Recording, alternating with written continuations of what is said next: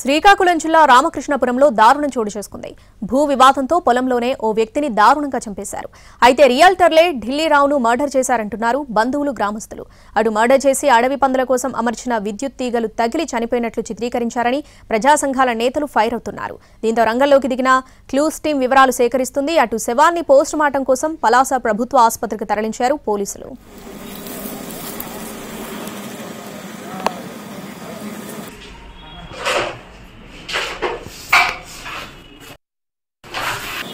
నుంచి 9 లోపలే ఆయన హత్య అనేది జరిగింది. ఎలక్ట్రికల్ షాక్ మూలంగా ఢిల్లీరావు చనిపోయాడనేది ఒక కుట్ర అనేది ప్రజా సంఘాలుగా మేము భావిస్తున్నాం. ఖచ్చితంగా ఢిల్లీరావు హత్య అనేది రియల్ ఎస్టేట్ బృందాల యొక్క అరాచకాలు పెరిగిపోతూ ఉన్నాయి.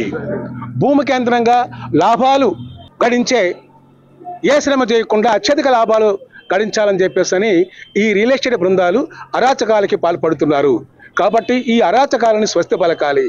ప్రభుత్వాలు, పోలీసు శాఖ వాళ్ళు కూడా ఈ రియల్ ఎస్టేట్ బృందాలపైన నిఘా పెట్టాలి.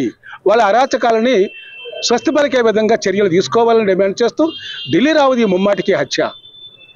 ఆ హత్యని పోలీసు శాఖ వారు నిబద్ధతతో, చిత్తశుద్ధితో పనిచేయాలని చెప్పేసి మా డిమాండ్. హత్య కోణంలోనే పోలీసులు కూడా దర్యాప్తుని వేగవంతం చేసి వాస్తవాలను వెలికి తీసి హంతకుల్ని శిక్షించాలని చెప్పి మేము డిమాండ్ చేస్తూ ఉన్నాం. ఎందుకంటే ఆ ప్రాంతం ఎలక్ట్రికల్ షాక్కి గురయ్యే ప్రాంతం కాదు.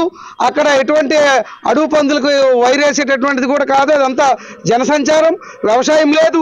దున్నిన పొలం మీద ఆయన ఒంటి మీద ఎలక్ట్రికల్ వైరు ఉంది. అందుకని ఇది ఖచ్చితంగా అనుమానాస్పదం.